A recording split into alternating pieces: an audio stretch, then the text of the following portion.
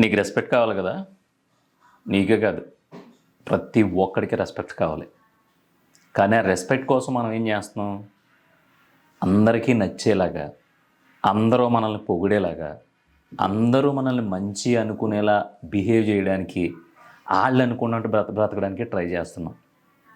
కానీ గుర్తుపెట్టుకో, రెస్పెక్ట్ రావడానికి 5 పాయింట్లు ఉన్నాయి.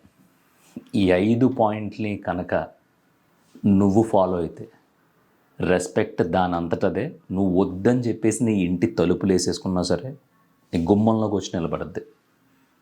పాయింట్ నెంబర్ 1, ఇది నీకు తెలుసు, నాకు ఎప్పుడో తెలుసు, ఇది కాదు నువ్వు చెప్పేదేముంది అనుకో. కరెక్ట్గా విను. ముందు డబ్బులు సంపాదించు.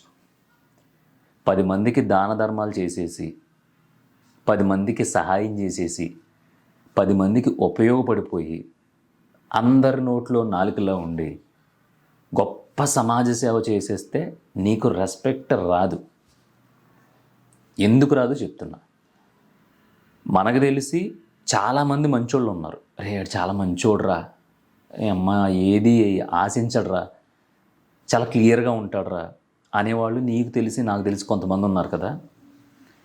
అలా మంచి అనిపించుకున్న వాళ్ళకి ఎంత రెస్పెక్ట్ దొరుకుతుంది అంటే, ఏదైనా అవసరం ఉన్నప్పుడు వాళ్ళని తలుచుకుంటున్నారు, ఏదైనా వాళ్ళు గొప్పగా చేసినప్పుడు తలుచుకుంటున్నారు తప్ప, గొప్ప గొప్ప వాళ్ళు, ఈ డబ్బు ఉన్నోళ్ళు, లేదంటే గొప్ప గొప్ప మీటింగ్లు, గొప్ప గొప్ప పార్టీలు, గొప్ప గొప్ప ఫంక్షన్లు జరిగినప్పుడు ఆ మంచోడిని గుర్తు చేసుకుంటున్నారా? చేసుకోరు. అక్కడ ఆడికి మినిమం రెస్పెక్ట్ కూడా ఇవ్వరు. ఎందుకు ఎవరంటే, ఇక్కడ డబ్బు ఉన్నోడికి ఫస్ట్ ప్రియారిటీ ఉంటుంది, దేంట్లో అయినా సరే. ఇలా చెప్తూ ఉంటే చాలామంది తొక్కలో క్వశ్చన్స్ రేజ్ చేస్తూ ఉంటారు. అదేంటంటే, అలాగే అంటావు నువ్వు, మంచిగా లేకుండా ఎంత డబ్బు ఉండి ఏం సుఖం ఉంది, అసలు ఎంత ఉండి ఏం సుఖం ఉంది అంటున్నావు. సరే, ఓ పని చెయ్యి. నువ్వు ఈ రోజు నుంచి మొదలుపెట్టి ఎవ్వడికి ఏ హాని తలపెట్టకుండా మంచిగానే బ్రతుకు. ఇంక్లూడింగ్ నీ ఇంట్లో వాళ్ళు, నీ ఇంటి పక్క వాళ్ళు, నీ ఊరోళ్ళు, నీ వీధోళ్ళు, నీ ఆఫీస్ వాళ్ళు, నువ్వు పనిచేసే ప్లేస్లో ప్రతి ఒక్కడికి మంచి చెయ్యి. నువ్వు గనక రెంట్ ఇంట్లో ఉంటుంటే గనక నెలాఖరున మీ ఓనర్ వచ్చి రెంట్ అడిగినా, లేదంటే అది ఫోన్ చేసి రెంట్ అడిగినా ఒకటి చెప్పు, ఆల్రెడీ ఈ నెలంతా నేను మంచి పనులు చేస్తూనే ఉన్నాను, చాలామంది మంచి మంచి అంటున్నారు, మరి మంచోడు నువ్వు రెంట్ అడగచ్చా అను.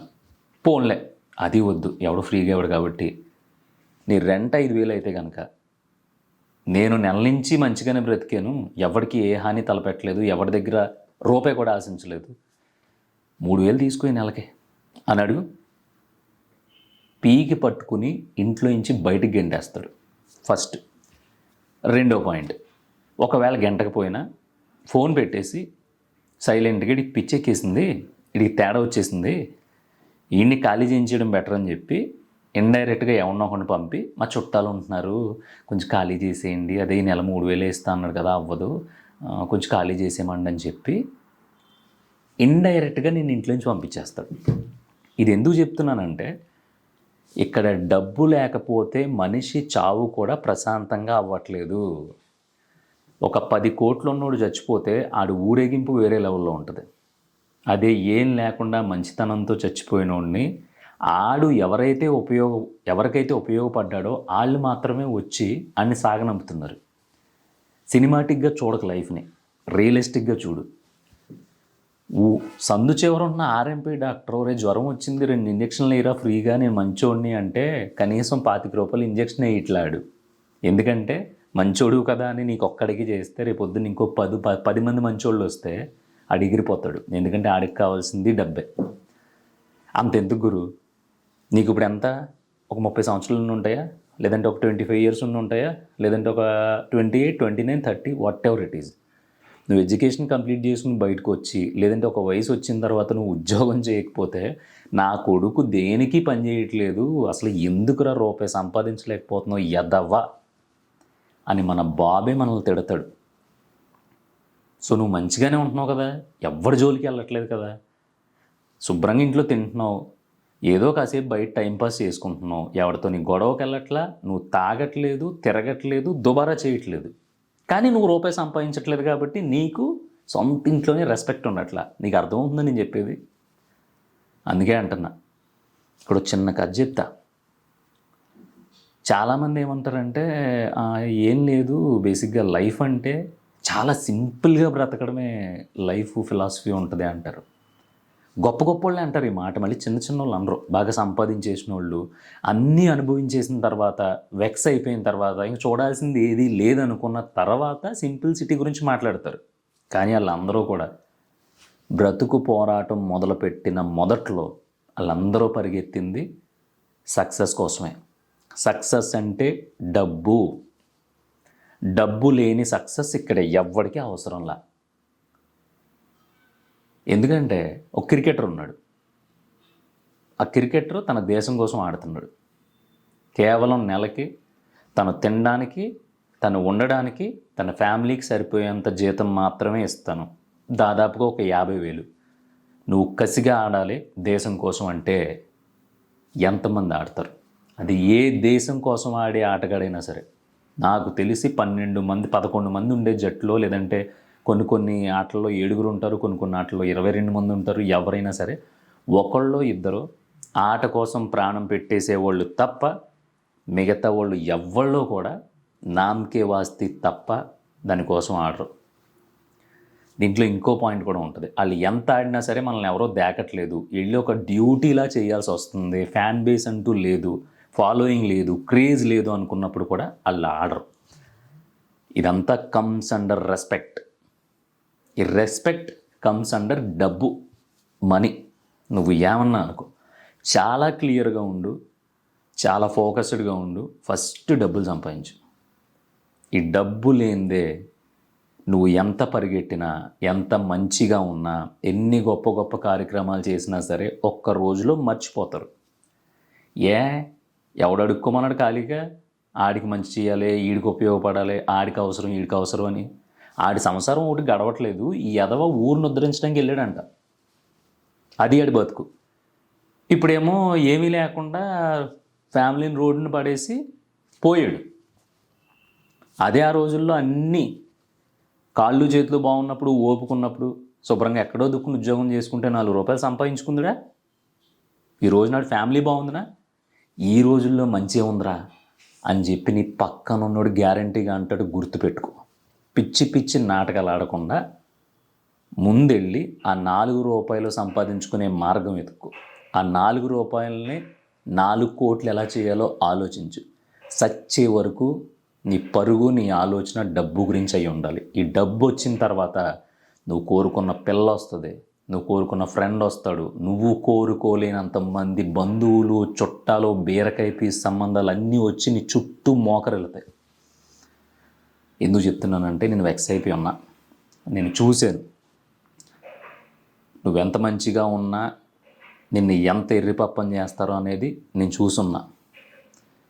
మనం ఎంత ఓపెన్గా అవతలోడికి సాయం చేద్దామని ముందుకెళ్ళినా సరే వీడు ఎందుకో మనకు తెగసి హెల్ప్ అయిపోతున్నాడంటే మన వల్ల వీడికి ఏదో బెనిఫిట్ ఉందిరా, మన వల్ల వీడికి ఏదో అవసరం ఉందిరా అనే అంత దరిద్రపు ఆలోచనలు చేసే చెత్తనా కొడుకులు మన చుట్టూ 100కి 120% ఉన్నారు.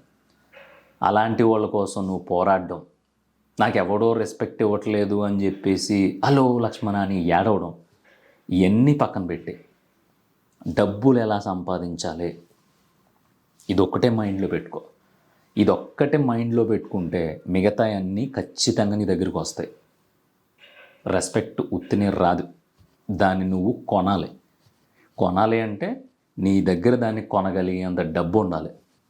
అంత డబ్బు నీ దగ్గర ఉండాలంటే నీ మైండ్ మొత్తం మనీ, నోట్ల కట్టలు, చిల్లర గురించి ఒక్క ఆలోచన కూడా రానివ్వకు. నోట్ల కట్టలు హై ఎండ్ 500, 1000, 2000 కాదు, 1,00,000 రూపాయల కాయింతాలు వచ్చినప్పుడు కూడా అలాంటి 1,00,000 రూపాయల కాయింతాలు నా దగ్గర కోట్లల్లో ఉండాలి అనే అంత పిచ్చి పిచ్చి థాట్ నీ మైండ్లో ఉంటే తప్ప ఇక్కడ నీకు రెస్పెక్ట్ దొరకదు, బరాబర్ దొరకదు. అలా అంటావేంటి? రెస్పెక్ట్ దొరుకుద్ది, మనిషిలా బ్రతుకు, రెస్పెక్ట్ దొరుకుద్ది అంటవా? నీ కర్మ. దాన్ని నేను మూర్ఖత్వం అంటాను. ఒక మంచి హాస్పిటల్లో చూపించుకోవడానికి మంచితనం పనిచేయదు. ఒక మంచి గొప్ప ఇంటర్నేషనల్ స్కూల్లో చదివించడానికి నీ పిల్లల్ని మంచితనం పనిచేయదు. గొప్ప గొప్ప బట్టలు వేయడానికి నీ పిల్లలకి మంచితనం పనిచేయదు. నువ్వు వెళ్ళి మీ ఊళ్ళో జరిగే ఒక మంచి కార్యక్రమంలో పెద్ద మనుషుల మధ్యలో నువ్వు కూర్చోవడానికి నీ మంచితనం పనిచేయదు. నువ్వు ఖచ్చితంగా రే తోపెహ అనిపించుకోవడానికి నీ మంచితనం పనిచేయదు. కొన్నాళ్ళకి అదే మంచితనంతో అలాగే ఉండి అంతే మూర్ఖంగా ఉన్నావు అనుకో, పిచ్చినగుడిగా హెడ్ అంటారు. అలా నన్ను అన్నారు. నేను కూడా చాలామందిని అన్నాను తర్వాత, ఎందుకంటే నిజం తెలిసిన తర్వాత. సో అలాంటి మూర్ఖత్వంలో అలాంటి పిచ్చితనంలో నువ్వు ఉండకూడదు అనేదే నా ఆలోచన. నీకు ఇది కానీ నచ్చలేదనుకో, హ్యాపీగా నువ్వు అదే మూర్ఖత్వంలో బ్రతికేయచ్చు. కానీ ఆ మూర్ఖత్వం వల్ల ఒకానొక రోజు వచ్చే కరువు ఉంటుంది. కరువు అంటే తిండి లేకపోవడం, బట్టలు లేకపోవడం, ఇల్లు లేకపోవడం కాదు, రెస్పెక్ట్ లేకపోవడం. రెస్పెక్ట్ లేకపోవడం అంటే ఇంత బతికి మనల్ని ఎవడో లెక్క చేయట్లేడు అనే ఒక ఫీలింగ్ ఉంటుంది చూసా, అది చాలా వరస్ట్గా ఉంటుంది. ఇదంతా పక్కన పెట్టేస్తే ఇంత బతికి నాకు నేను ఏది బ్యూటిఫుల్గా చేసుకోలేకపోయాను, లైఫ్లో ఒక అరగంట కూడా నాకు నచ్చినట్టు బ్రతకలేకపోయాను అనేది ఎందుకు వస్తుంది అంటే మనం ఏం పీకలేనప్పుడు. మనం ఎందుకు ఏం పీకలేమంటే మన దగ్గర డబ్బులు ఉన్నావు కాబట్టి.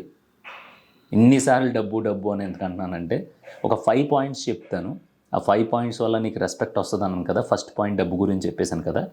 ఇక సెకండ్ పాయింట్ డబ్బు, థర్డ్ పాయింట్ డబ్బే, ఫోర్త్ పాయింట్ వచ్చేసి మాత్రం డబ్బు. ఫిఫ్త్ పాయింట్ వచ్చేసి సంపాదన, మళ్ళీ డబ్బే. ఈ 5 పాయింట్లు వేరు కాదు, 5 పాయింట్లు ఒకటే. నీ టార్గెట్ అంతా ఒక్కదాని గురించే పెట్టుకో. నీ టార్గెట్ అంతా అదే ఉండాలి. నీ దగ్గర ఈరోజు డబ్బులు ఉండుంటే కనుక నువ్వు అనుకున్న ఫీల్డ్లో హ్యాపీగా నీకు నచ్చిన పని చేసుకునేవాడు. డబ్బులు లేవు కదా, అందుకని ఇప్పుడు ప్రస్తుతం అన్నీ లాక్ రావాలి కాబట్టి డబ్బులు వచ్చే చిన్న చితగా పని చేస్తున్నావు. అవునా? నిజంగా నీ దగ్గర బోల్డ్ అంతా ఆస్తుండుంటే కనుక నీకు నచ్చినట్టు బ్రతికేవాడు కదా. సో నీ దగ్గర ఏం లేదు కాబట్టి చాలా ఆశలు కోరికలు ఉన్నా మూసుకుని ఆ రొచ్చులోనే బ్రతుకుతున్నావు. అందుకే చెప్తున్నా, దేన్ని ఎవరిని అడక్కో, అసలు అడుక్కోకు, సంపాదించు. డబ్బులు ఒక్కటే సంపాదించు. అదొక్కటి సంపాదించిన తర్వాత మిగతాయి అన్నీ వచ్చేస్తాయి. ఇంత పెయిన్తో ఇంత క్లోజ్గా ఎందుకు చెప్తున్నానంటే ఈ రోజు అన్న రోజు నా దగ్గర నిజంగా నేను నా లైఫ్ లాంగ్ నా ఫ్యామిలీతో పాటు బ్రతకగలిగే అంత డబ్బులు నా దగ్గర ఉండుంటే కనుక, మా నాన్న నాకు సంపాదించి ఇచ్చుంటే కనుక ఈరోజు నేను హ్యాపీగా సినిమాల వైపు ఏ ఆలోచన లేకుండా ఫుల్ ఫోకస్తో వెళ్ళేవాడిని. కానీ ఇప్పుడు నేను సంపాదించాలి, నా ఫ్యామిలీని చూసుకోవాలి, ఎవరిని డిసప్పాయింట్ చేయకూడదు, నాకు ఇష్టమైన ఫీల్డ్ కోసం పరుగులు తీయాలి. ఇన్ని మైండ్లో రన్ అవుతున్నాయి. దీని అంతటికీ కారణం డబ్బు. ఒక పక్కన టైం అయిపోతుంది. ఎంత పరిగెడితే ఎంత డబ్బు వస్తుంది అనేది క్యాలిక్యులేట్ చేసుకుని పరిగెడుతున్నాను ఇప్పుడు. సో బాగుంది, నాకు బాగుంది కాబట్టి నీకు కూడా బాగుండాలి కాబట్టి చెప్పాలనిపించింది, చెప్పాను. గుర్తుంది కదా 5 పాయింట్లు. నెంబర్ 1 డబ్బు, నెంబర్ 2 డబ్బు, నెంబర్ 3 డబ్బు, నెంబర్ 4 డబ్బు, నెంబర్ 5 డబ్బు.